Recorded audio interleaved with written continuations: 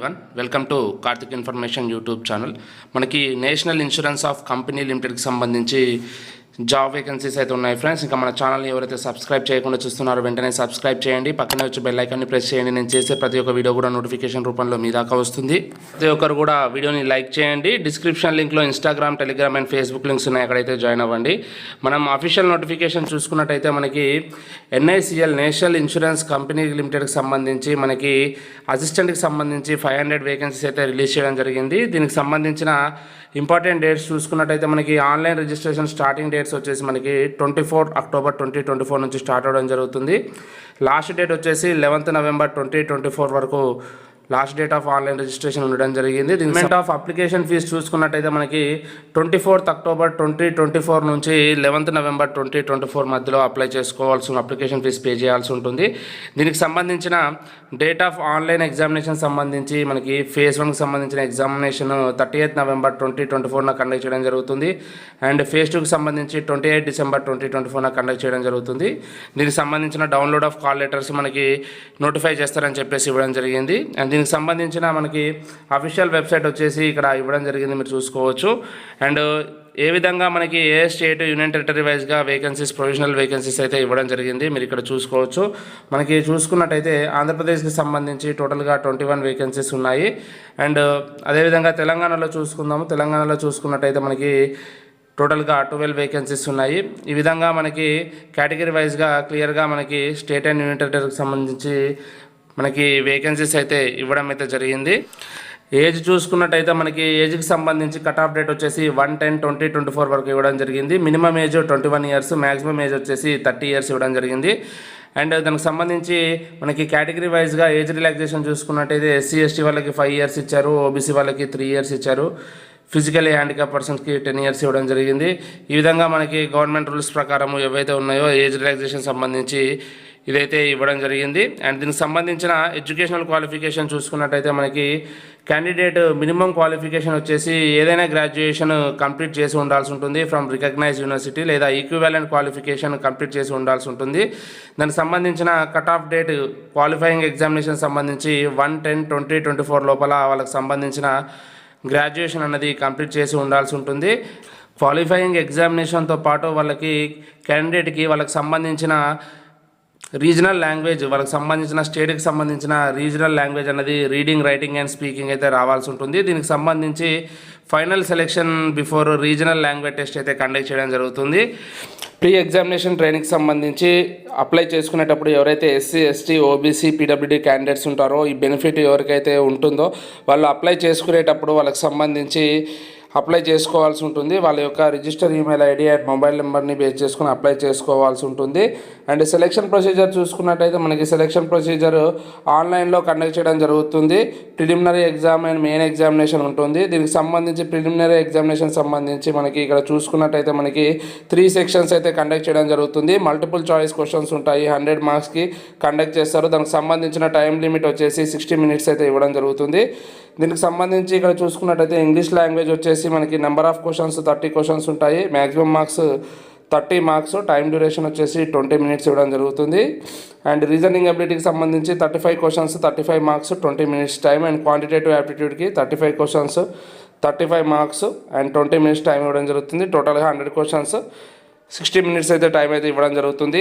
దీనికి సంబంధించి క్యాండిడేట్ సంబంధించి ఈచ్ సెక్షన్లో అయితే మినిమం సెక్యూరింగ్ మార్క్స్ అయితే క్వాలిఫై అయితే అవ్వాల్సి ఉంటుంది ఈచ్ సెక్షన్. దీనికి సంబంధించి మనకి ప్రిలిమినరీ ఎగ్జామినేషన్లో ఎవరైతే క్వాలిఫై అవుతారో వాళ్ళని అప్రాక్సిమేట్లీ 15 టైమ్స్ నెంబర్ ఆఫ్ వేకెన్సీకి షార్ట్ లిస్ట్ అయితే మెయిన్ ఎగ్జామ్కి చేయడం జరుగుతుంది. అండ్ మెయిన్ ఎగ్జామినేషన్ కూడా ఆన్లైన్లో కండక్ట్ చేయడం జరుగుతుంది. మెయిన్ ఎగ్జామినేషన్కి సంబంధించి టోటల్ డ్యూరేషన్ వచ్చేసి మనకి 120 మినిట్స్ ఉండడం జరుగుతుంది. నెంబర్ ఆఫ్ క్వశ్చన్స్ 200 క్వశ్చన్స్ ఉంటాయి, మనకి మ్యాక్సిమం మార్క్స్ 200 మార్క్స్. మనకి ఇక్కడ ఈ విధంగా చూసుకున్నట్టయితే ఇక్కడ మనకి రీజనింగ్కి సంబంధించి 40 క్వశ్చన్స్ 40 మార్క్స్ ఉంటుంది, English language 40 questions 40 marks, numerical ability 40 questions 40 marks, general awareness 40 questions 40 marks, and computer knowledge 40 questions 40 marks. ఈ విధంగా మనకి దీనికి సంబంధించిన టైం డ్యూరేషన్ ఏ విధంగా ఉంటుంది ఈ సెక్షన్ అని చెప్పేసి క్లియర్గా ఇవ్వడం జరిగింది. దీనికి సంబంధించి క్లియర్గా మనకి ఎగ్జామినేషన్ వచ్చేసి మనకి ఇంగ్లీష్లో అండ్ హిందీలో అయితే కండక్ట్ చేయడం జరుగుతుంది. మనం అప్లై చేసుకునేటప్పుడు ఏదైతే లాంగ్వేజ్ సెలెక్ట్ చేసుకుంటామో దానికి సంబంధించిన రీజనల్ లాంగ్వేజ్ సంబంధించి మనకి ఎగ్జామ్ స్టార్ట్ అయ్యే ముందు లాంగ్వేజ్ సెలెక్ట్ చేసుకోవాల్సి ఉంటుంది. అక్కడ నుంచి మీకు ఎగ్జామినేషన్ ఏ లాంగ్వేజ్లో మీడియం ఆఫ్ ఎగ్జామినేషన్ అనేది రావడం జరుగుతుంది. అండ్ ఎవరైతే మనకి మెయిన్ ఎగ్జామ్ క్వాలిఫై అవుతారో దానికి సంబంధించి షార్ట్ లిస్ట్ చేసిన వాళ్ళని రీజనల్ లాంగ్వేజ్ టెస్ట్కి అయితే ఫైనల్ సెలెక్షన్ బిఫోర్ అయితే పిలవడం అయితే జరుగుతుంది. అది మనకి ఆ రీజనల్ లాంగ్వేజ్ టెస్ట్ అనేది ఓన్లీ క్వాలిఫైయింగ్ ఇన్ నేచరింగ్ మాత్రంలో ఉండడం జరుగుతుంది. మనకి ఫైనల్ సెలెక్షన్ వచ్చేసి based on performance in main examination and regional language టెస్ట్ని బేస్ చేసుకొని తీయడం అయితే జరుగుతుంది. మనకి ప్రిలిమినరీ అండ్ మెయిన్ ఎగ్జామినేషన్ సంబంధించి మనకి నెగిటివ్ మార్కింగ్ ఉండడం జరుగుతుంది. 1/4 నెగిటివ్ మార్కింగ్ అయితే ఉండడం జరుగుతుంది. అండ్ ఈ నోటిఫికేషన్ సంబంధించి ఇంపార్టెంట్గా చూసుకుందాము. ఎగ్జామినేషన్ సెంటర్ సంబంధించి అప్లై చేసుకునేటప్పుడు చూసుకున్నట్టయితే మనకి ఆంధ్రప్రదేశ్ వాళ్ళకి విజయవాడ, విశాఖపట్నం అండ్ ఒంగోలు అయితే సెంటర్స్గా ఇవ్వడం జరిగింది ఫేజ్ 1 ఎగ్జామినేషన్ సంబంధించి. అండ్ తెలంగాణకి సంబంధించి చూసుకున్నట్టయితే మనకి తెలంగాణకు సంబంధించి హైదరాబాద్, రంగారెడ్డి, వరంగల్ ఈ విధంగా మనకి ఫేజ్ 1కి సంబంధించి ఎగ్జామినేషన్ సెంటర్స్ ఇవ్వడం జరిగింది. అండ్ అదేవిధంగా ఫేజ్ 2 ఆన్లైన్ ఎగ్జామినేషన్ సంబంధించి చూసుకున్నట్టయితే మనకి ఆంధ్రప్రదేశ్ అండ్ తెలంగాణ వాళ్ళకి హైదరాబాద్ అయితే ఇవ్వడం జరిగింది. అప్లై చేసుకునేటప్పుడు ఈ సెంటర్స్కి అయితే అప్లై చేసుకోవాల్సి ఉంటుంది.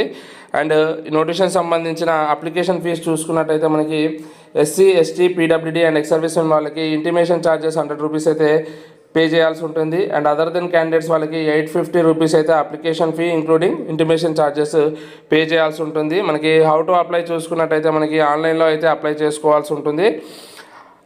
అప్లికేషన్ చేసుకునేటప్పుడు వాళ్ళకి సంబంధించిన ఫోటోగ్రాఫు, సిగ్నేచరు ఇవన్నీ కూడా స్కాన్ కాపీ రెడీ చేసుకొని పెట్టుకోవాల్సి ఉంటుంది. ఫోటోగ్రాఫ్ సంబంధించి మనకి వాళ్ళు డైమెన్షన్స్ అయితే ఇవ్వడం జరిగింది. అండ్ సిగ్నేచర్ వచ్చేసి వైట్ పేపర్లో విత్ బ్లాక్ ఇంక్తో చేయాల్సి ఉంటుందని చెప్పేసి ఇవ్వడం జరిగింది. And left hand thumb impression సంబంధించి అది కూడా వైట్ పేపర్లో బ్లాక్ ఆర్ బ్లూ ఇంక్తో లెఫ్ట్ హ్యాండ్ థంబ్ ఇంప్రెషన్ పెట్టి స్కాన్ చేసుకొని పెట్టుకోవాల్సి ఉంటుంది. అండ్ హ్యాండ్ రిటన్ డిక్లరేషన్ కూడా చేయాల్సి ఉంటుంది. ఇక్కడ ఇవ్వడం జరిగింది.